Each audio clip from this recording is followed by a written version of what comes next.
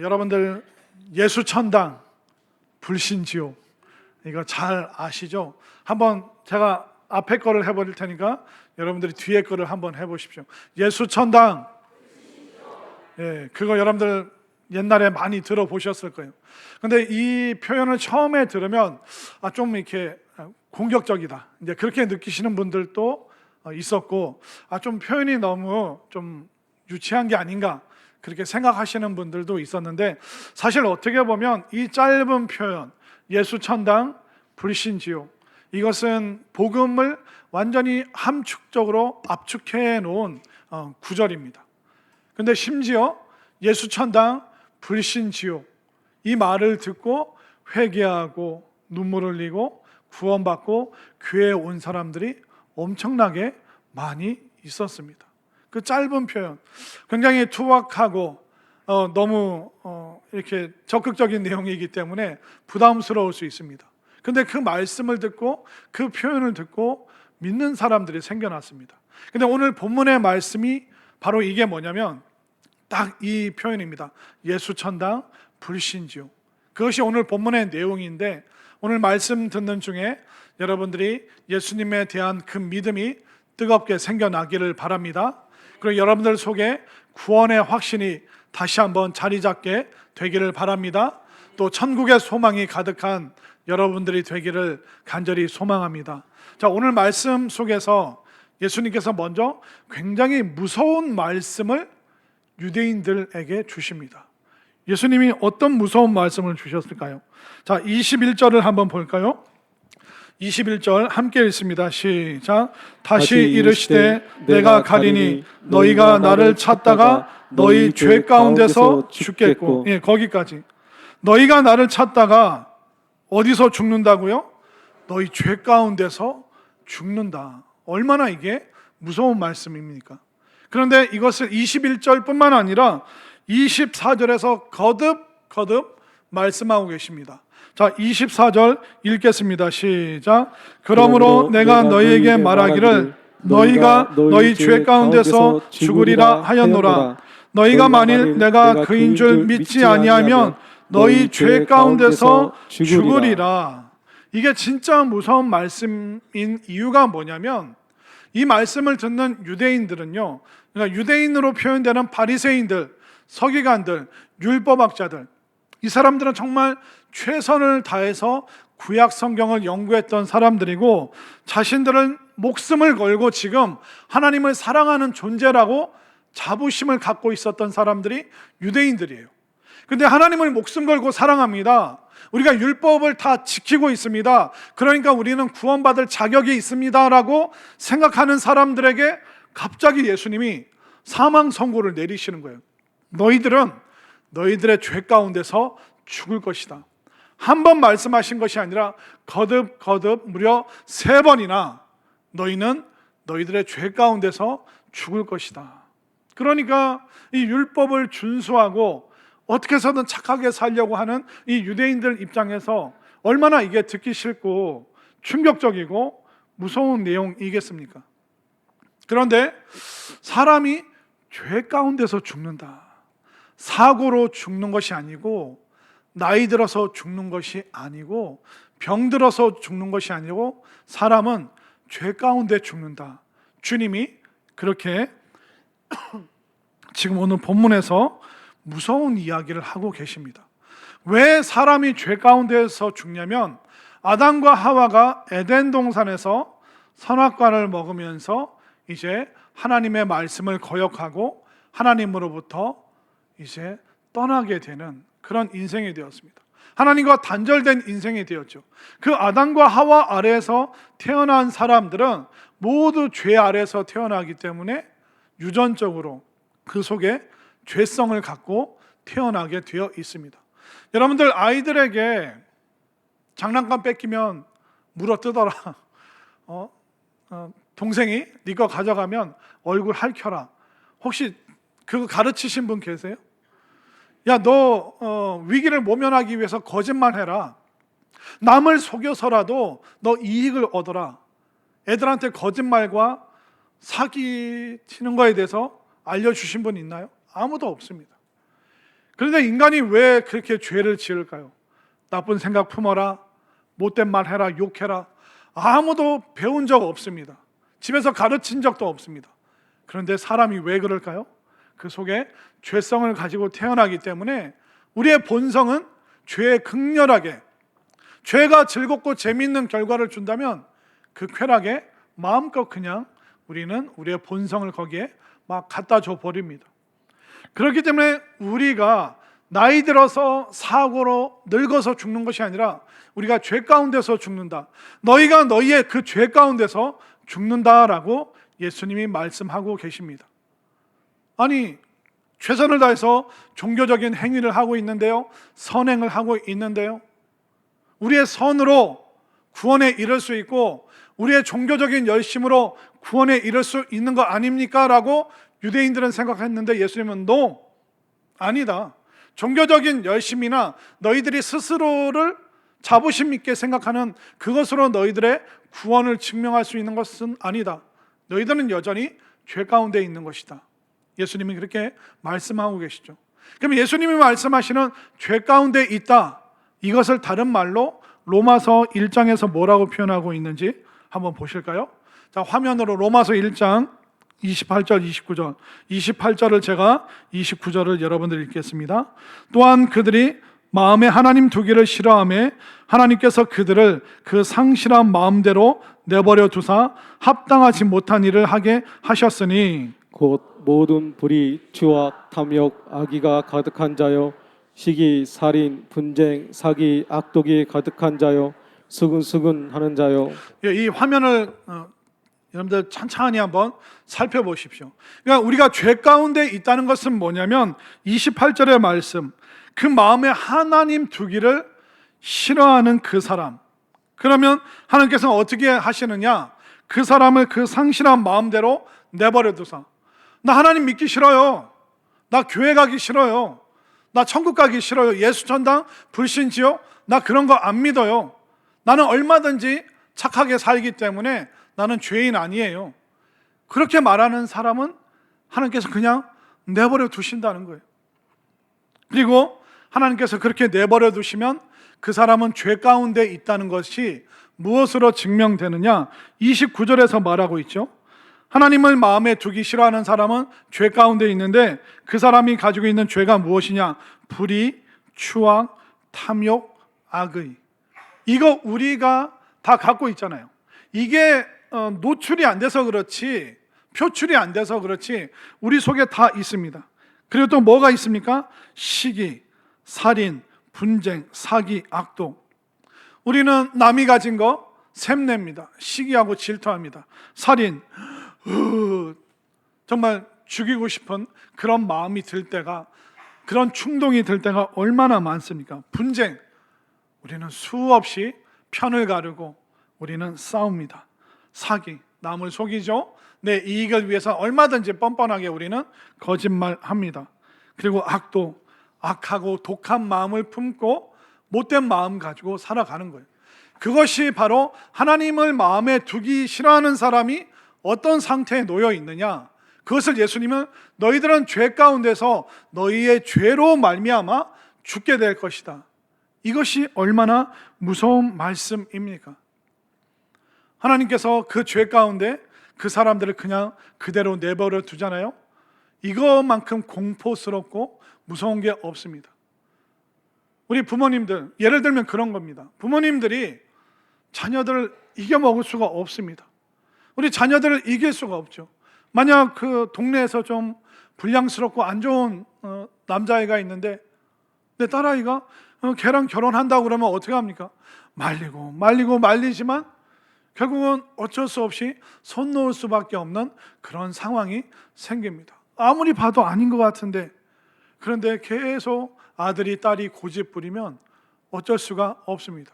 사람들이 나 하나님과 같이 있고 싶지 않다, 나 천국 가고 싶지 않다, 그럼 하나님은 어떻게 하실까요?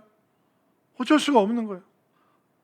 그 사람이 원하는 대로 그냥 해줄 수밖에 없는 거예요. 나 하나님과 같이 있고 싶지 않다, 구원받고 싶지 않다, 죄사함 받고 싶지 않다, 천국 가고 싶지 않다. 그러면 그냥 죄 가운데 그러니까 그렇게 살아가도록 로마서 1장 28절 말씀대로 그 상실한 마음대로 내버려 두사. 그렇게 할 수밖에 없는 거예요. 우리 부모님들도 자녀들이 고집 부리면 어쩔 수가 없잖아요. 인간이 고집 부리면 하나님이 애끓는 심정으로 믿음의 사람들을 통해서 아무리 하나님의 마음을 전달해도 그가 마음을 고쳐먹지 않으면 어쩔 수가 없는 것이죠. 그들이 원하는 대로 될 수밖에 없죠. 그러면 그 죄 가운데 있는 사람이 하나님을 마음에 두기 싫어서 하나님 싫어요, 하나님 곁에 있고 싶지 않아요. 그것이 무엇일까요? 그것은 뭐냐면, 여러분들 물고기가 물속에서 사는 게 너무 갑갑해서 나는 물 밖으로 모래사장으로 나가고 싶다. 그래서 물고기가 물을 떠나서 모래사장에 딱 올라가는 순간 자유를 만끽합니까? 아니면 그때부터 말라 죽어가기 시작합니까? 말라 죽어가기 시작하죠. 물에서 나오는 순간 잠시 동안은 살아있죠. 그러나 물 밖으로 나온 물고기를 살아있는 존재라고 말할 수 없습니다. 그리고 땅에 깊이 뿌리 내린 나무가 어느 날 나 이 뿌리가 땅 속에 있는 게 너무 갑갑하다, 싫다. 그래서 그 나무가 뿌리채 뽑아서 그냥 흙 밖으로, 땅 밖으로 확 나왔어요. 그러면 이 나무가 살아있다고 말합니까? 아니면 서서히 말라 죽어가는 존재입니까? 잠시는 잎이 푸릇푸릇하고 잠시는 그 뿌리가 살아있는 것 같지만 서서히 죽어가는 존재가 될 수밖에 없습니다. 당장은 살아있죠.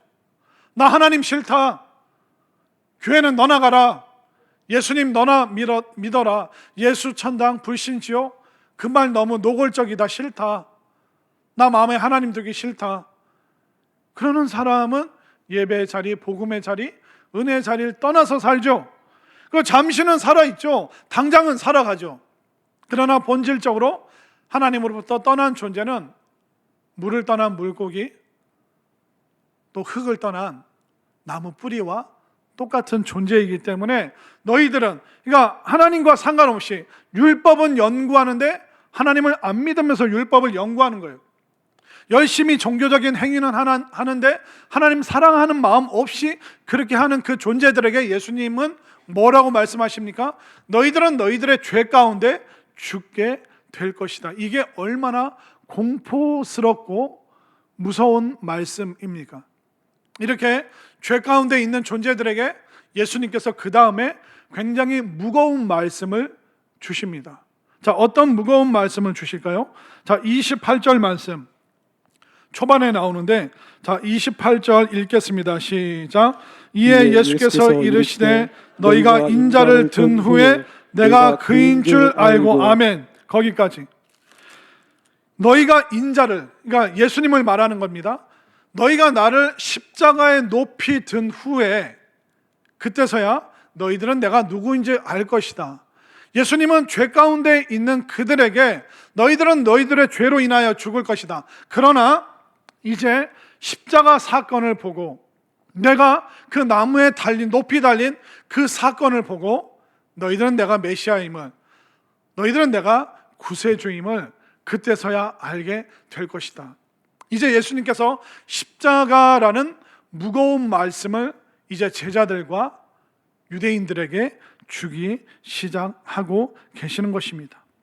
예수님께서 왜 십자가에 대한 말씀을 하시냐면, 세상에 그 어떤 사람도, 더 그 어떤 과학도 인간의 사망, 죽음, 이 문제를 해결할 수 없습니다. 모든 노벨상을 받은 그 사람들을 모아놓고 머리를 맞대고 인간의 죽음의 문제, 사망의 문제 해결해 보십시오. 인간을 다시 사망에서 생명으로 되돌려 보십시오. 모든 노벨 학자들이 머리를 맞댄다고 그게 가능할까요? 또 종교를 창시한 석가모니, 공자, 맹자, 마호멧, 이런 사람들을 다시 데려다 놓고 인간의 사망과 죽음의 문제를 해결해 보십시오. 이게 종교로 이게 해결될 수 있는 문제일까요? 해결되지 않습니다. 죄 가운데 죽을 수밖에 없는 그 존재는 무엇을 통해서만 해결받을 수 있습니까? 바로 예수 그리스도의 십자가를 통해서만 죄의 문제가 해결함 받고 사망에서 생명으로 옮겨갈 수 있음을 분명히 믿으시기를 바랍니다. 이 예수님의 십자가는 뭐냐면요, 구약의 희생 제물 제사와 동일한 내용을 말하고 있습니다.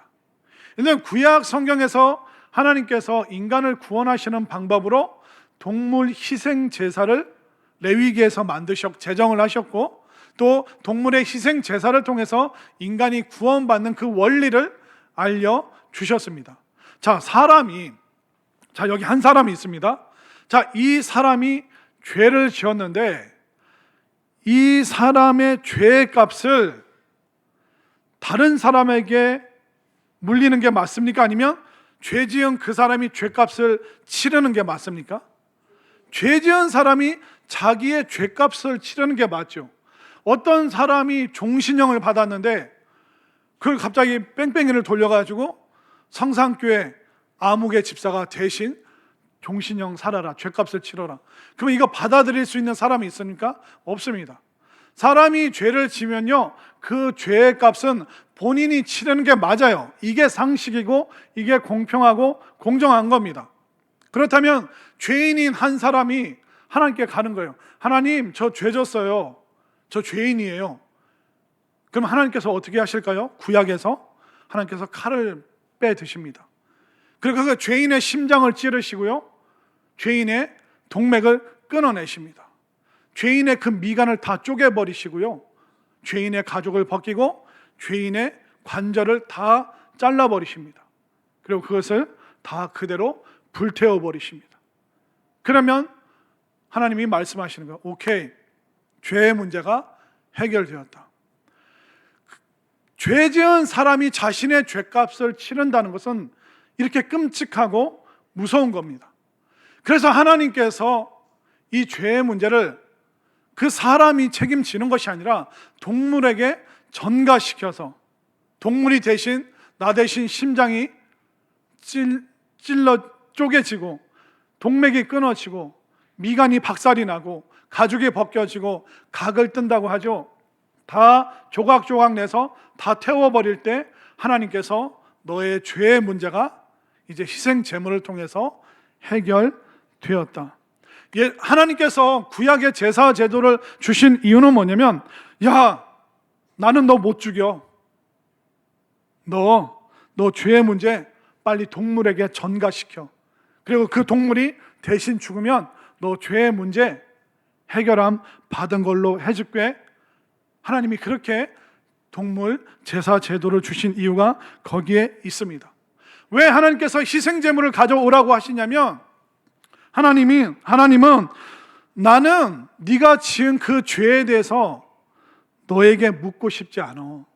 너에게 그 죄의 결과를 물리고 싶지 않아. 그 말씀이 거기에 있습니다. 왜냐하면 죄 위에는요, 하나님의 진노가 있습니다. 하나님은 사랑의 하나님이시지만 공의롭고 공평하신 하나님이기 때문에 그 죄에 대해서는 진노로, 그 죄를 불태워서 죽여서 하나도 남김없이 만드시는 것이 죄에 대한 하나님의 진노예요. 근데 이 진노를 여러분들의 그 죄의 값을 스스로 감당하실 수 있겠어요? 감당할 수 없기 때문에 우리는 그 진노 속에서 저주 가운데 있어야 되기 때문에 하나님은 나는 너희들의 죄값을 물리고 싶지 않아. 그러니까 동물에게 이 죄를 전가시켜. 그럼 동물에게 내 죄를 전가시키면 뭐도 따라가는지 아세요? 하나님의 진노도 그 죄를 따라가서 하나님의 진노가 그 동물에게 다 임하는 거예요. 그러면 내 죄가 갔죠? 전가되었죠? 하나님의 진노도 전가되었죠. 그러면 나는 구원 속에서, 은혜 속에서, 생명 속에서 살 수 있는 그 원리가 구약의 제사 제도예요. 그러면 신약 시대 때 예수님께서 십자가에서 달리신 게 뭘까요? 나 대신, 온 인류 대신 예수님이 희생제물, 어린 양이 되셔서 십자가에서 나의 모든 죄를 전가받아서 해결받으신 사건이 가장 무거운 십자가 사건임을 여러분들 분명히 깨달으시기를 바랍니다. 그래서 여러분들이 이 십자가를 경험하지 않고 십자가를 통과하지 않으면 여러분들은 여러분들의 죄 가운데서 죽을 수밖에 없는 아직 예수님을 모르는 사람이라는 거예요. 그러나 예수님은 우리가 죄 가운데서 죽는 걸 원치 않으시기 때문에 무거운 말씀을 주시는 거예요. 28절 말씀을 다시 한번 보시기 바랍니다. 읽겠습니다. 시작. 이에 예수께서 이르시되 너희가 인자를 든 후에 내가 그인 줄 알고. 아멘. 그러니까 여러분들이 십자가를 체험해야지만 십자가 상에서 십자가 위에서 내 죄가 예수님께 전가되었구나, 이 체험과 이 믿음이 없으면 여러분들은 여러분들의 죄를 여러분들 스스로가 그 값을 대신 책임지셔야 되는 것입니다. 여러분들의 죄를 예수님께 전가시키시는 그 경험이 있게 되기를 바랍니다. 그러면 어떻게 내 죄를 예수님께 십자가로 전가를 시킵니까? 구약에서는요, 그 죄 지은 사람이 동물을 끌고 오는 거예요. 양을 끌고, 염소를 끌고, 소를 끌고, 비둘기를 끌고. 그럼 동물을 끌고 오면 내가 동물의 머리에 손을 얹고 회개 기도를 하는 거예요. 이러이러한 죄가 있습니다. 나는 죄 지을 수밖에 없는 본성이 있는 존재입니다. 그렇게 회개하는 순간 내 죄가 동물에게 전가가 되고 하나님의 진노가 그 죄를 따라 가게 되는 것이죠. 똑같습니다. 예수님께서 십자가 상에서 나의 죄를 다 담당하셨습니다. 이것을 여러분들의 믿음으로 마음 깊이 진심으로 고백하고 예수님이 나의 구세주이시고 나의 모든 죄를 예수님께 십자가에 전가되었고 예수님은 모든 내 죄를 담당하셔서 내가 감당할 수 없는 그 죄의 끔찍한 것을 예수님이 다 받으시고 대신 죽으셨음을 나는 믿습니다. 이걸 믿는 순간 여러분들의 죄가 십자가로 전가되었다는 것을 분명히 확신하시길 바랍니다. 이 고백 여러분들이 하셨습니까? 한번 따라하겠습니다. 예수님의 십자가에서 내 죄가 전가되었습니다. 하나님의 진노도 십자가로 전가되었습니다. 예수님께서 나의 구세주이십니다. 예수님께서 나의 죄를 담당하셨습니다. 해결하셨습니다. 이것을 믿습니다. 이것을 확신합니다. 아멘인가요? 이렇게 우리는 믿음의 고백으로 우리의 죄를 십자가에 전가시키고 내 죄가 십자가에 전가되는 순간 하나님의 진노가 어디를 따라갑니까? 내 죄를 따라서 십자가에 가고 십자가에 달린 예수님께서 구약의 짐승처럼 처참하게 찢기고 피 흘리고 나 대신 죽으시는 그 사건이 십자가의 그 무거운 사건임을 오늘 예수님께서 우리에게 알려주고 계시는 것입니다. 그렇기 때문에 예수님만이 우리의 구세주 되십니다. 예수님을 믿을 때만 여러분들의 죄의 문제가 해결함 받습니다. 여러분들의 지식도 아니고 이성도 아니고 철학도 아니고 종교로 절대로 구원할 수 없고 오직 예수님의 십자가만이 여러분들을 구원하는 줄 믿으시기를 바랍니다. 그러면 내가 예수님을 믿고 십자가상에서 그 죄사함의 사건이 일어났습니다, 그것을 믿습니다 하는 순간 내 죄가 십자가로 예수님께로 전가가 되죠. 그러면 그렇게 믿음의 고백을 하는 순간 죄가 전가될 뿐만 아니라 예수님의 그 모든 것이 우리에게 교환되는 줄 믿으시기를 바랍니다. 구약 성경에서 흠없는 재물을 가져와야 되는 이유는 뭐냐면 내 죄가 전가되고 동물의 흠없음이 나에게 교환되어서 내가 의인이 되는 거예요. 그렇기 때문에 우리가 뭘 해서 의인되는 것이 아니라 믿어서 의인되는 거죠. 믿어서 내 죄가 전가되고 하나님의 진노가 십자가에 머무르게 되고, 그러면 뭐가 되느냐? 예수님의 흠없음과 예수님의 모든 것이 나에게 교환되는데, 여러분들이 예수님 믿는 순간 바로 하나님의 자녀가 되는 것입니다. 여러분들의 죄가 전가되는 순간 예수님의 그 생명과 자녀됨과 예수님의 모든 것이 바로 여러분들의 것이 되는 줄 믿으시기를 바랍니다. 이 모든 내용을 일컬어서 뭐라고 하는지 아세요? 바로 복음이라고 말하는 것이고, 이것을 또 줄여서 예수천당, 불신지옥. 안 믿는 순간, 우리는 안 믿을 때 우리는 죄 가운데 스스로 죽을 수밖에 없어요.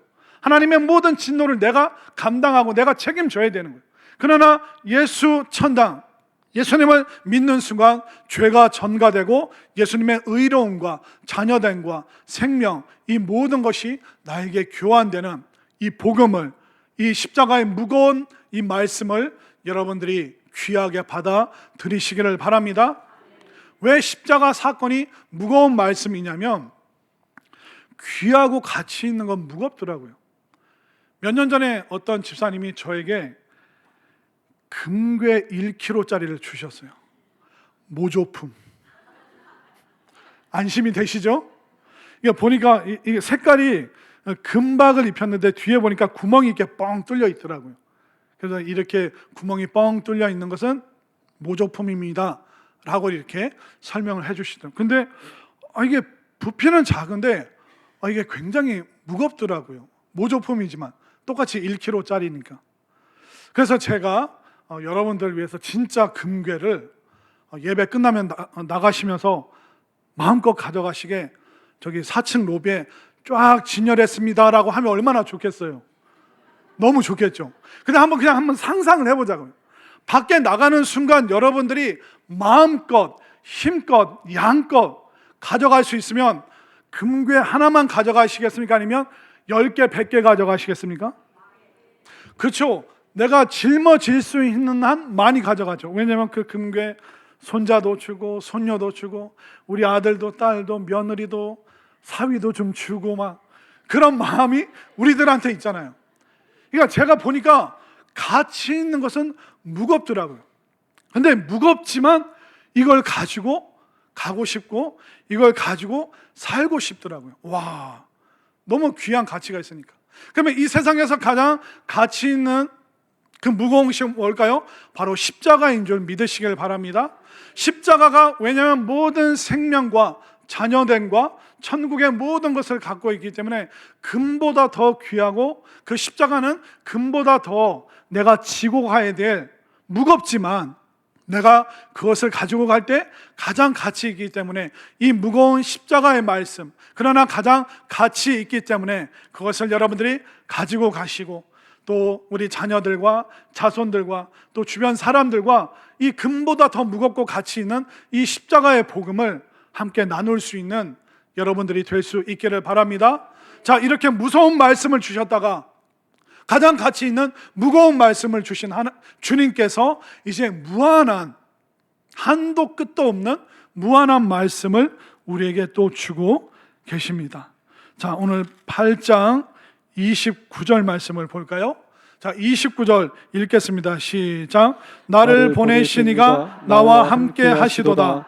나는 항상 그가 기뻐하시는 일을 행함으로 나를 혼자 두지 아니하셨느니라. 아멘인가요? 이제 우리는 그 무한하신 하나님과 함께 살아갈 수 있고, 그 무한하신 하나님께서 나를 기뻐하시는 그 삶을 여러분들이 기대하고 또 살 수 있고 또 누릴 수 있음을 믿으시기를 바랍니다. 자, 이렇게 예수님의 무거운 구원의 말씀을 받은 사람은 무한하신 하나님 앞에서 어떻게 반응하는지 아세요?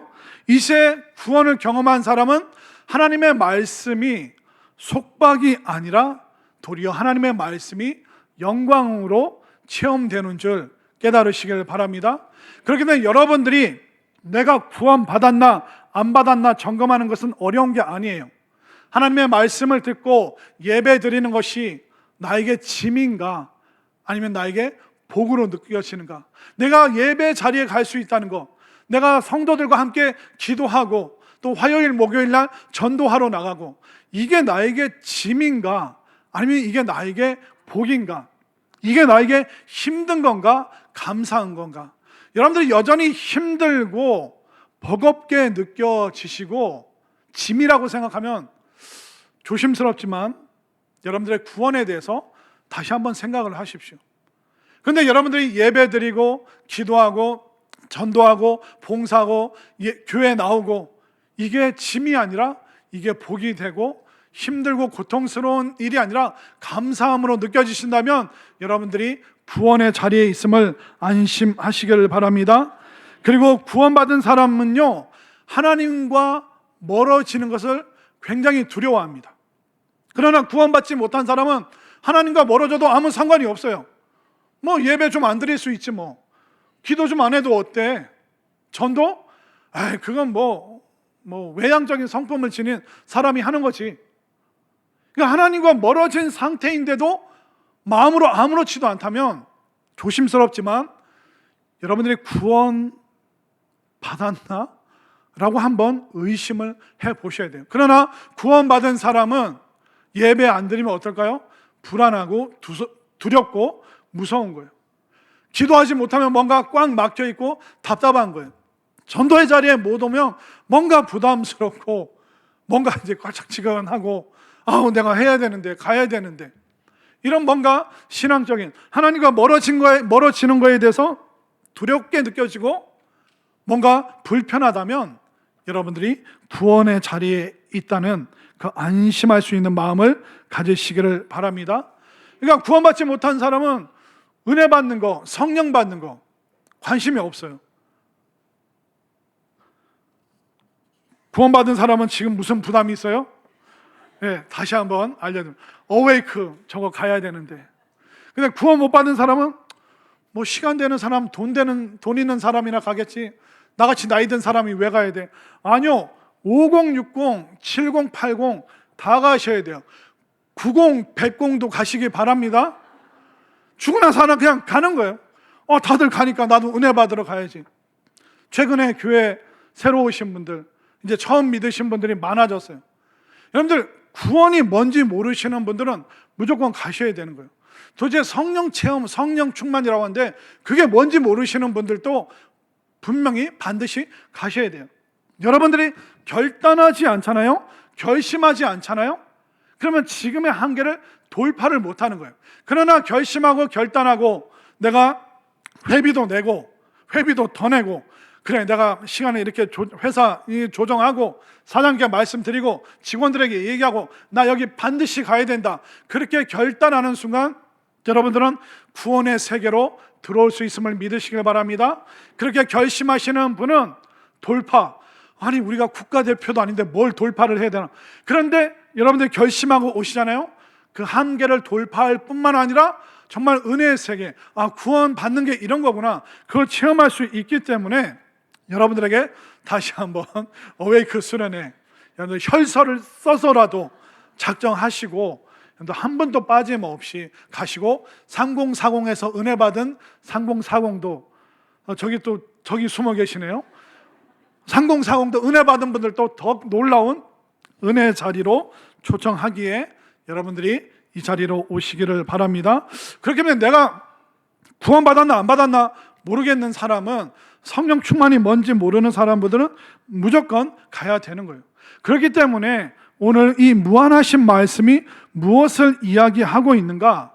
우리가 종교로 안 되잖아요. 인간의 지식으로 안 되잖아요. 우리는 지금 지식의 저주에 빠져서 기술이 좋아질수록 어떻게 됩니까?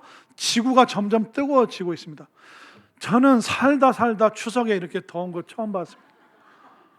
시골 갔는데 너무 덥더라고요. 근데 더 불쌍한 분들이 있어요. 그 추석에 캠핑 갔대요. 괜찮으셨나고. 그 산에서 더운 바닷가에서 괜찮으셨냐고.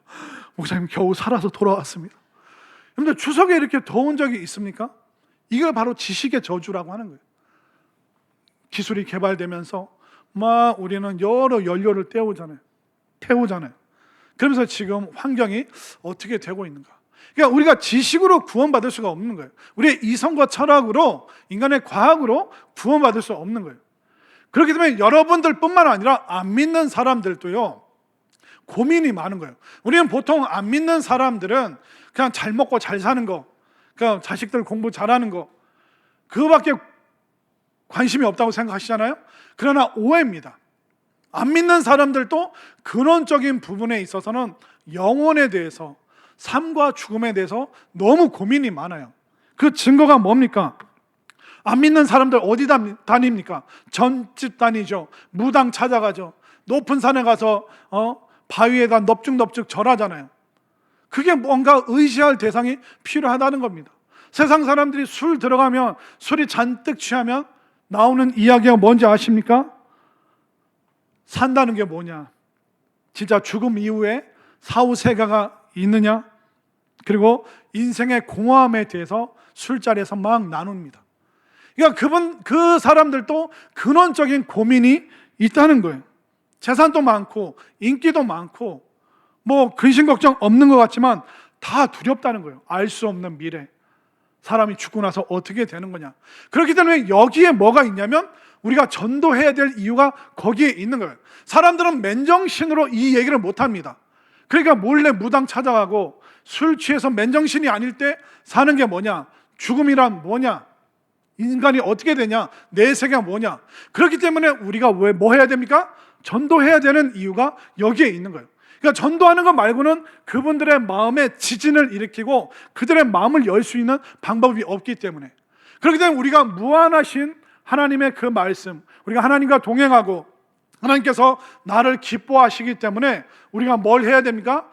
전도하면서 또 우리가 기도하면서 세상 사람들에게 내가 받은, 나는 죄 가운데서 죽는 것이 아니라 이제 십자가로 내 모든 죄가 전가되고 내가 구원받고 예수님의 것이 나의 것으로 교환되었고, 이것을 고민스러워하고 모르는 사람들에게 전도를 통해서 이 무한하신 말씀이 온 세상 땅끝까지 전파되는데, 여러분들이 쓰임받고 여러분들이 결단하여서 예배의 자리, 기도의 자리, 전도의 자리, 다시 한번 어웨이크 수련의 자리에 여러분들이 오시기를 바랍니다.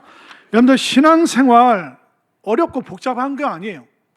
여러분들이 신앙생활 하시는 이유가 뭐냐면 여러분들이 대단한 존재 되려고 신앙생활 하는 게 아니에요. 그러니까 신앙생활은 여러분들이 대단한 존재가 되는 것이 아니라 대단하신 예수님을 믿는 것이 신앙생활입니다. 대단하신 예수님을 믿는 것이 신앙생활입니다. 그리고 대단하신 예수님을 전하는 것이 바로 신앙생활입니다. 그렇기 때문에 우리가 무서운 말씀이 있지만 무거운 말씀을 통해서 우리가 구원받고 그 무거운 십자가를 우리가 함께 지고 가고, 그러면서 무한하신 그 하나님의 은혜와 능력과 말씀, 이것을 체험하면서 살아가는 거. 와, 예수님이 대단하시구나, 예수님이 대단한 존재구나, 예수님이 우리의 구원자시구나, 예수님이 우리의 전부시구나. 그러면요, 우리는 가난해도 멋있게 살 수 있습니다. 예수님이 여러분들의 전부가 되면 여러분들은 환경이 어려워도 멋있게 살 수 있습니다. 예수님이 여러분들의 모든 것이 되어 주신다면 여러분들이 높은 자리에 못 가도, 떵떵거리지 않아도 여러분들은 얼마든지 멋진 인생을 살 수 있습니다. 그리고 예수님이 여러분들의 삶의 주인이 되시면 여러분들은 얼마든지 웃으면서 살아갈 수 있습니다. 왜 그럴까요? 내 죄는 예수님께 전가되었죠. 예수님의 그 모든 것, 자녀됨, 그리고 하늘과 천국과 그 모든 소망, 그 생명이 나에게 교환되었죠. 그렇기 때문에 우리는 이미 천국을 소유한 사람이기 때문에 웃으면서 또 멋지게 살아갈 수 있음을 믿으시기를 바랍니다. 그렇기 때문에 한 사람도 죄 가운데 살아가는 사람이 없었으면 좋겠습니다. 십자가라는 금보다 더 무겁고 가치 있는 그 십자가를 꽉 붙잡고 무한하신 하나님의 은혜 속에서 그 기쁨과 감사의 세계 속에서 정말 축복된 은혜가 넘치는, 그리하여 이 은혜를 함께 세상 사람들과 나누기를 결단하면서 살아가는 거룩한 우리 성산의 공동체, 또 우리 모두가 될 수 있기를 간절히 소망합니다.